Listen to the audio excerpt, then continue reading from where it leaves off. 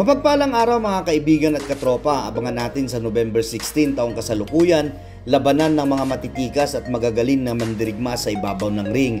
Una na dyan ang Shakur Stevenson versus Edwin De Los Santos para sa vacant lightweight title at Emmanuel Baquero Navarrete versus Robson Conceição at ang venue ay parehong sa T-Mobile Arena, Las Vegas, Nevada. Mauuna tayo sa Shakur Stevenson versus Edwin De Los Santos. Ayon kay Timothy Bradley, easy work lang si Edwin De Los Santos para kay Shakur Stevenson dahil sa kanyang ring IQ at matinding defense pag lumalaban.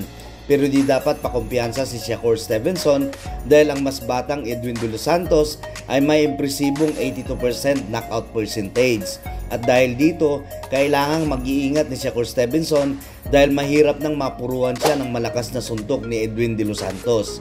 At dahil sa sinasabi ng ibang boxing expert na isa si Shakur Stevenson sa finest defensive boxer sa ngayon, ay baka maging boring daw ang laban ng dalawa.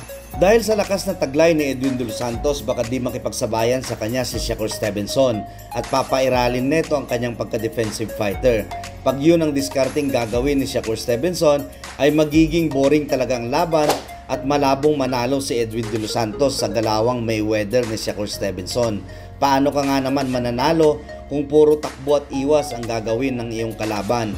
Dahil ang tanging pag-asang nakikita ng boxing expert na mananalo si Edwin De Los Santos ay ang makipagsabayan sa kanya si Shakur Stevenson para matamaan niya ng kanyang mga pamatay na suntok. Undefeated fighter si Shakur Stevenson na may kartadang 20 wins at 10 wins by knockouts. Dating silver medalist sa 2016 Summer Olympics at former 2 division world champion sa 126 pounds division at 130 pounds division.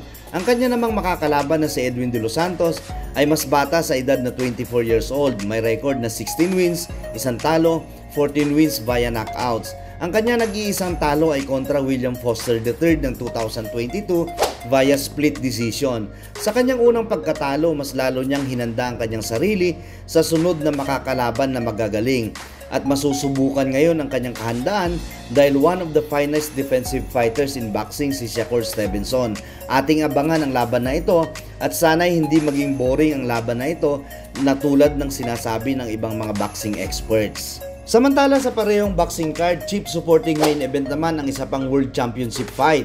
Itataya ni WBO Junior Lightweight Champion Emmanuel Navarrete ang kanyang titulo versus two-time world title challenger Robson Conceição. Nakuha ni Navarrete ang vacant WBO Junior Lightweight title versus Liam Wilson via 9th round TKO ng February taong kasalukuyan at matagumpay niyang nadepensahan ito via unanimous decision kontra Oscar Valdez ng August 10 taong kasalukuyan. The Ring Magazine rated Navarrete bilang number 1 fighter sa junior lightweight division. May kartada si Navarrete na 38 wins, isang talo, 31 knockouts at may edad na 29 years old sa kasalukuyan. Samantala ang kanyang makakalaban na si Robson Conceição ay 35 years old na sa kasalukuyan, may kartadang 17 wins, 2 talo, 8 knockouts, ay isang magaling na counter puncher. Mas matangkad siya kay Navarrete ng 3 inches pero mas bata naman ng 7 years si Navarrete. Pareho silang orthodox fighter, may common opponent sila at ito ay si Oscar Valdez na kung saan nanalo si Navarrete kontra Valdez at natalo naman si Robson kay Valdez. Lumaban din si Robson Conceição kay Shakur Stevenson pero natalo siya via unanimous decision at ang kanilang laban ay nangyari ng September ng nakarang taon. Nakuha ni Robson Conceição ang kauna-unahang gold medal para sa bansang Brazil ng 2016 Olympics at rated number 7 siya ng The Ring sa 130 pounds division.